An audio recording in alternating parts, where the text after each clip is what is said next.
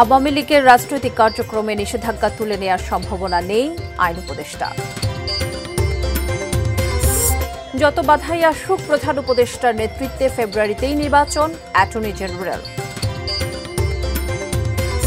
সারের সংকট, বাধ্য হয়ে খোলা বাজার থেকে বেশি দামে কিনছেন নওগাঁর কৃষকরা। কাপ্তাই হ্রদে নৌকাডুবিতে দুজনের মৃত্যু, নানিয়াচরে নিখোঁজ 2।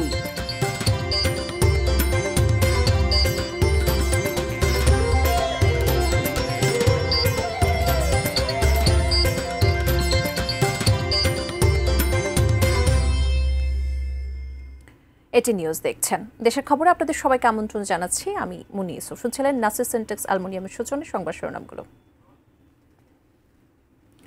এবার বিস্তারিত।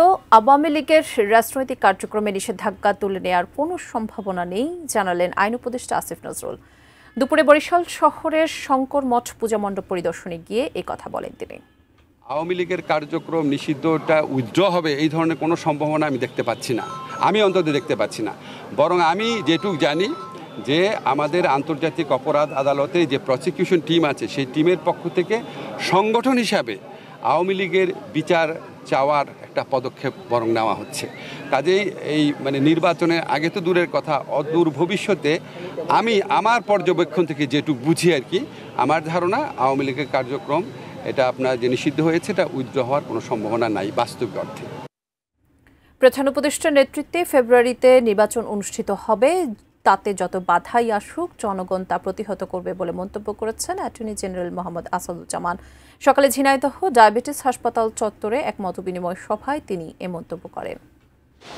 নোবেল বিজয়ী প্রফেসর ইউনূস সাহেবের নেতৃত্বে বাংলাদেশ গণতন্ত্র উত্তরণের যে পথে এগিয়ে যাচ্ছে, সেই পথ যত বাধায় আসুক না কেন, যত ব্যারিকেড আসুক, সেই পথে যত রকম কাটা ছিটানো হোক না কেন, সমস্ত বাধার প্রাচীর উত্তরে বাংলাদেশের মানুষ আগামী ফেব্রুয়ারিতে নির্বাচনের মাঠে ভোট দিতে যাবে। এটাই বাংলাদেশের মানুষের সামাজিক চুক্তি। আউশের পর আমন মৌসুমে সারের সংকট, বাধ্য হয়ে খোলা বাজার থেকে বেশি দামে সার কিনছেন নওগাঁর কৃষকরা। বাড়তি উৎপাদন খরচে চাষবাস করে বড় মৌসুম নিয়ে অনিশ্চয়তা পড়েছেন তারা। উত্তরাঞ্চলে সার সংকট নিয়ে ফেরদৌস রহমানের ধারাবাহিক রিপোর্টের আজ দেখুন দ্বিতীয় পর্ব। নওগাঁর মহাদেবপুর উপজেলার বাগধানা কৃষি ব্লক। দিগন্তজোড়া ফসলের মাঠে ঢেউ খেলছে রোপা আমন। কৃষকরা কাঠফাটা রোদ উপেক্ষা করে যত্ন করছেন কষ্টের ফসলের। আউশের পর রোপা আমন ধানেও এবার মাজরা পোকার আক্রমণ বেশি, কীটনাশকেও কাজ হচ্ছে কম, ফলে খরচ বাড়ছে। তার উপর সার পাচ্ছেন না কৃষক। যদিও ইউরিয়া সার কিছুটা মিলছে, তবে নেই নন ইউরিয়া। ডিলারের কাছে গেলে আপনার করছে যে সার আমাদের নেই, সার গেল কই? এখন কি হয়েছে এখন ডিলারই ভালো জানে। বলে যে এখন নয় বিকালে আসো, বিকাল নয় কালকে আসো। আর এক ডিলারের কাছে গেলাম, মাল আছে এত টাকা করে লাগবে। এই উপজেলার সরস্বতীপুর গ্রামের কৃষকদের সঙ্গে কাজের অবসরে কথা হলো কিছুক্ষণ। তারা জানালেন গত 30 বছরে সার নিয়ে এমন বিপাকে আর পড়তে হয়নি। এভাবে চললে বড় মৌসুমে কিভাবে ধান লাগাবেন বুঝতে পারছেন না তারা। ডিএপি, পটাশ এগুলো সব সহকারে আমার কাছে নিচ্ছে 4100। আমরা তো জানি 35 থেকে 3600। এখন যেটা লাগাইছি এটা এত ঝামেলা, সাব ডিলার বাজারে আছে, গেলে কই কি ডিএপি নাই, 2 দিন পর পাবো। তো 2 দিন পর তো আমি সার দিতে পারবো না, আমার তো সময় হয়ে গেছে। নওগাঁ জেলা মূলত ধান চাষের জন্য বিখ্যাত। এখানকার উৎপাদিত ধানের উপর নির্ভর করে এখানে গড়ে উঠেছে অসংখ্য অটো রাইস মিল। সেখানে সারের জন্য ধানের উৎপাদন ব্যাহত হওয়া মানে কৃষি ব্যবস্থা ভেঙে পড়া। এটা বলা পারছি না, এখন উপর আল্লাহ ভালো জানে। অতিরিক্ত বেশি দাম, আমরা কি করে এটা প্রচার করব? জমি কখনো ফাঁকা রাখা যাবে না, ফাঁকা রাখলে আমরা খাবো কি? জেলার ফার্টিলাইজার অ্যাসোসিয়েশন এবং সার ডিলাররাও বলছেন, সরকারি সংস্থা চাহিদা নিরূপণ করে যতটুকু সার দিচ্ছে তাতে কৃষকদের প্রয়োজন মেটাতে হিমশিম খাচ্ছেন তারা। বড় মৌসুমে এই সংকট কাটাতে এখনই কার্যকর পদক্ষেপ নেওয়ার দাবি তাদের। প্রত্যেকটা ডিলারকে ওইভাবে বরাদ্দ দেয়, আর সেই বরাদ্দটা যদি আসে দেয় সমস্যা না। আমার chain of supply supply chain যদি বিঘ্ন ঘটে তাই আমি সমস্যায় পড়ে যাই। যেহেতু ইনপুটাররা আগে আবুল ইনপুট করে আনছে, তখন সারের কোনো ক্রাইসিস হয়নি। বর্তমানে এখন ইনপুটাররা মাল নিয়ে আসতেছে না, কারণ যে দেখা যাচ্ছে যে মাল নিয়ে আসলে হয়তো বেশি দাম পড়বে, ভালো কি মন্দ, যার জন্যই এখন এই যারা খুচরা বিক্রয় করে তারা আবুল আবুল মাল পাচ্ছে না, যার জন্য কৃষকের একটু ভোগান্তি হচ্ছে। উত্তরাঞ্চলে গ্রাম থেকে গ্রাম, জনপদ থেকে জনপদ, সবখানে চাষাবাদের ধরন আলাদা, কিন্তু সংকট একটাই, সেটি হলো সার। কৃষকরা বলছেন সময় মতো সার না পাওয়ায় আবাদ নিয়ে চরম বিপাকে পড়েছেন তারা। এজন্য সরকারের যদি সার আমদানিতে অথবা সারের মজুদ নিয়ে কোনো ঘাটতি থাকে সেটি পূরণের দাবি তাদের। সময় মতো সার না পেলে আগামী বোরো মৌসুমে কৃষকরা পড়বেন সবচেয়ে বেশি বিপদে। তখন চাষাবাদ বাদ দিয়ে হয়তো রাস্তায় নামতে হবে কৃষকদের। নওগাঁর মহাদেবপুর থেকে ফেরদৌস রহমান, এটিএন নিউজ। এ পর্যায়ে নিচ্ছে একটি বিরতি, ফিরে এসে অন্যান্য খবরের সঙ্গে আরও যা থাকছে। খাগড়াছড়িতে অবরোধ স্থগিত, সীমিতভাবে চলছে দূরপাল্লার গাড়ি। ৩ বছর পর পর্যটন কেন্দ্রকেও কারারঙ্গে ভ্রমণ নিষেধাজ্ঞা প্রত্যাহার।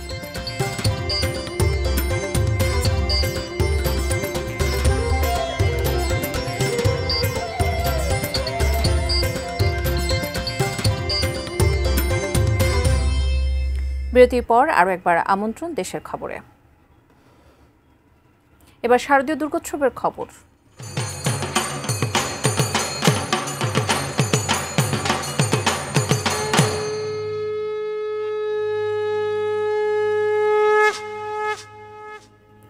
চট্টগ্রামে নবমীর পূজার খবর জানবো। চট্টগ্রামের জেএম সেন হল দুর্গা মন্দির থেকে জানিয়েছেন প্রতিনিধি মনিরুল ইসলাম পারভেজ। চট্টগ্রামে আজ আমরা দেখেছি সকাল থেকেই উৎসবমুখর পরিবেশে সনাতন ধর্মাবলম্বীদের যে নবমী যে পূজা সেটি অনুষ্ঠিত হচ্ছে। অর্থাৎ চট্টগ্রামের 292টি পূজা মণ্ডপে যে মহানগরীতে সেই পূজা সুন্দরভাবে অনুষ্ঠিত হচ্ছে এবং সেটি নির্বিঘ্নে করার জন্য আমরা দেশি প্রশাসনের পক্ষ থেকে প্রচুর নিরাপত্তা বলয় গড়ে তোলা হয়েছে। এখানে সিএমপির পুলিশকে যেমন দেখতে পেয়েছি, সে পাশাপাশি আনসারকে দেখতে পেয়েছি, পাশাপাশি সেনাবাহিনী টহল টিমও রয়েছে।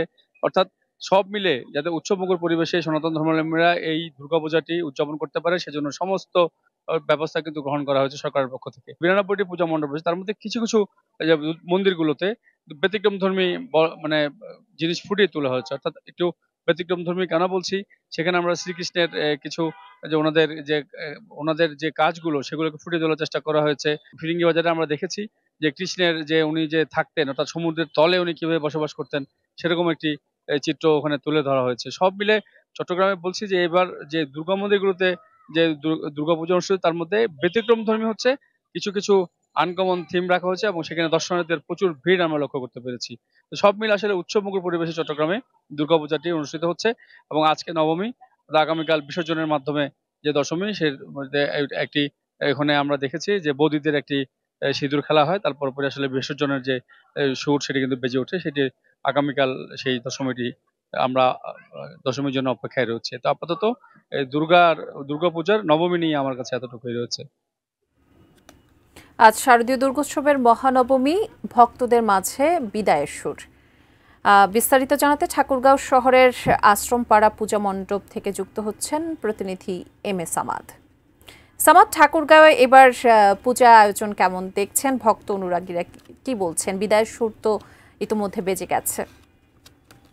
মহানবমী, শারদীয় দুর্গোৎসবের আজকে মহালয়া দিয়ে শুরু দিয়ে আজকে নবমী, এবং নবমী হলেই কেন যেন এই শারদীয় দুর্গোৎসবে আর একটা অবসানের ঘটা ঘটে। যারা এই দুর্গাপূজা যারা সনাতন ধর্মাবলম্বী রয়েছেন তাদের মধ্যে একটি দুঃখ কাজ করে বা অবসান, বিদায়ের যে ঘন্টা, এই ঘন্টা বাজা শুরু হওয়ার কারণেই কিন্তু তারা বেশ হতাশ হয়ে পড়েন। এবং আজকে ঠিক সন্ধ্যাবেলায় মহা আরতি হওয়ার কথা রয়েছে এবং নানান ধরনের আয়োজন কিন্তু আমরা মহালয়া থেকেই লক্ষ্য করছি। এবং আগামীকালকে দশমীর মধ্য দিয়ে এই যে শারদীয় দুর্গোৎসবের যে একটা আমেজ এবং উৎসাহ উদ্দীপনার মধ্য দিয়ে যে ঠাকুরগাঁও 467টি পূজা মণ্ডপে ধর্মীয় যে উৎসবটি পালন হচ্ছে সেটি কিন্তু শেষ হবে। এবং আজকেও আমরা কথা বলেছিলাম, আজকে সকালবেলা থেকেই রংপুর বিভাগীয় রেঞ্জের যে ডিআইজি তিনি পরিদর্শন পূজা মণ্ডপগুলো, একেবারে ঠাকুরগাঁও জেলার যে কয়েকটি পূজা মণ্ডপ রয়েছে সবগুলোতে বেশ উৎসাহ এবং উদ্দীপনার সাথে যে ধর্মীয় যে শারদীয় দুর্গোৎসব সেটি তারা পালন করছেন। এবং এখানে যারা এসছেন সনাতন ধর্মাবলম্বী তাদের সঙ্গে আমাদের কথা হচ্ছিল, তারা বলছিলেন যে এবারে তাদের কোনো ধরনের ঝামেলা বা ঝুট, কোনো জটিলতা ছাড়াই কিন্তু তারা এই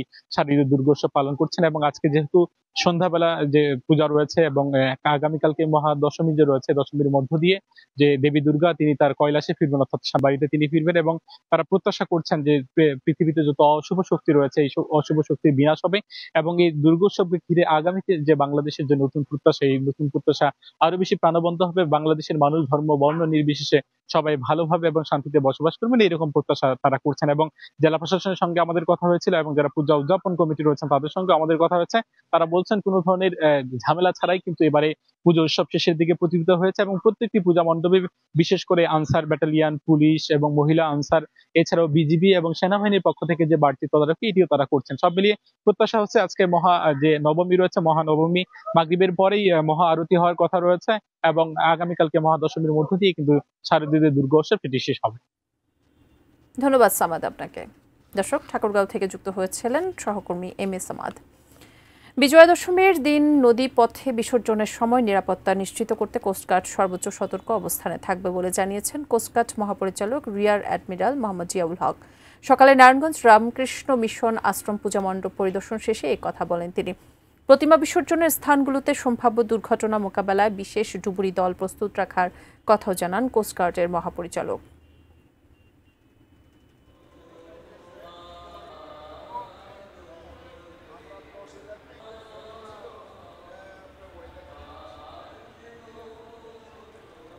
সংবাদে আবারও নিচ্ছে একটি বিরতি, সঙ্গে থাকুন।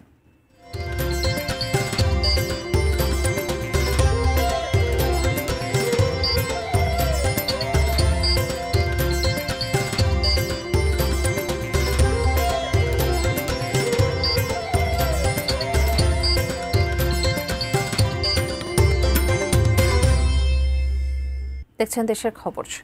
কাপ্তাই হ্রদে আকস্মিক ঝোড়ো বাতাস ও ঢেউয়ের কবলে পড়ে পৃথক দুটি নৌকাডুবির ঘটনায় রাঙ্গামাটিতে মোট 2 জনের মৃত্যু হয়েছে এবং 2 কলেজ ছাত্রসহ এক শিশু নিখোঁজ রয়েছে। বুধবার সকালে রাঙ্গামাটি লংগদুতে কাপ্তাই লেকে নৌকাডুবির ঘটনায় 4 জনের মধ্যে সালমা বেগম ও শিশু রানার মৃতদেহ উদ্ধার করা হয়েছে। 5 বছরের শিশু মাসুম এখনও নিখোঁজ রয়েছে। এ ঘটনায় শিরিনা বেগমকে জীবিত উদ্ধার করা হয়। লংদু উপজেলার মাইনিমুখ ইউনিয়নের গাথাছড়া এফআইডিসি এলাকার এই বাসিন্দারা গুলশাখালী থেকে ফেরার পথে গতকাল রাতে হঠাৎ বাতাস ও ঝড়ের কবলে পড়লে ইঞ্জিন চালিত নৌকাটি তলিয়ে যায়।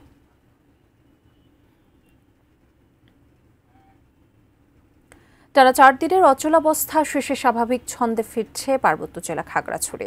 স্কুল ছাত্রী ধর্ষণের অভিযোগে ঢাকা অনির্দিষ্টকালের সড়ক অবরোধ প্রত্যাহার করেছে যুগ্ম ছাত্র জনতা নামের সংগঠনটি।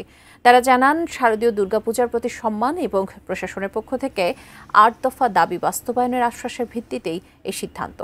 অবরোধ উঠতেই সকাল থেকে সীমিতভাবে দূরপাল্লার গাড়ি চলাচল শুরু হয়েছে।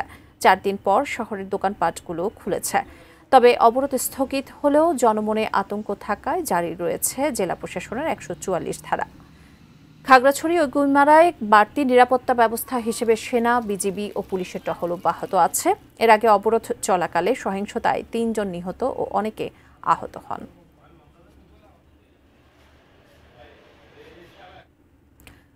দীর্ঘ প্রায় 3 বছর পর বান্দরবানের অন্যতম পর্যটন কেন্দ্র কেওক্রাজংয়ে ভ্রমণ নিষেধাজ্ঞা প্রত্যাহার করল প্রশাসন। সন্ত্রাসী তৎপরতার কারণে 2022 সালের অক্টোবর মাস থেকে এই রুটে পর্যটকদের যাতায়াত বন্ধ ছিল। আজ সকালে জেলা শহর থেকে পর্যটক সহ প্রশাসনের একটি গাড়ি বহর রুমা উপজেলার কেওক্রাজংয়ের উদ্দেশ্যে রওনা দেয়।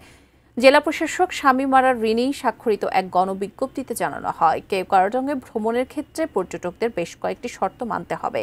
এর মধ্যে রয়েছে কেবল নিষেধাজ্ঞা তুলে নেওয়া পর্যটন কেন্দ্রগুলোতেই যাতায়াত করা যাবে। এছাড়া ভ্রমণকালে অবশ্যই ট্যুরিস্ট গাইড ও স্থানীয় প্রশাসন ও নিরাপত্তা বাহিনীর সাথে সমন্বয় রাখতে হবে। এর আগে গত 6 জুন জেলার রোয়াংছড়ি, রুমা ও থানচির কয়েকটি স্পট থেকেও নিষেধাজ্ঞা প্রত্যাহার করা হয়েছিল।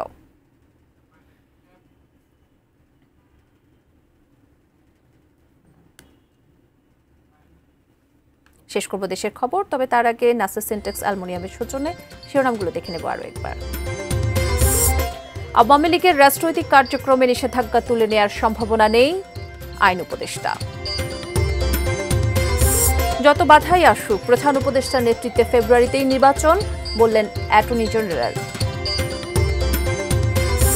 সারের সংকট বাধ্য হয়ে খোলা বাজার থেকে বেশি দামে কিনছেন নওগাঁর কৃষকরা। কাপ্তাই হ্রদে নৌকা ডুবিতে 2 জনের মৃত্যু, নানিয়ার ছড়ে নিখোঁজ 2। খাগড়াছড়িতে অবরোধ স্থগিত, সীমিতভাবে চলছে দূরপাল্লার গাড়ি। এবং 3 বছর পর পর্যটন কেন্দ্র কেওক্রাডাঙ্গে ভ্রমণ নিষেধাজ্ঞা প্রত্যাহার।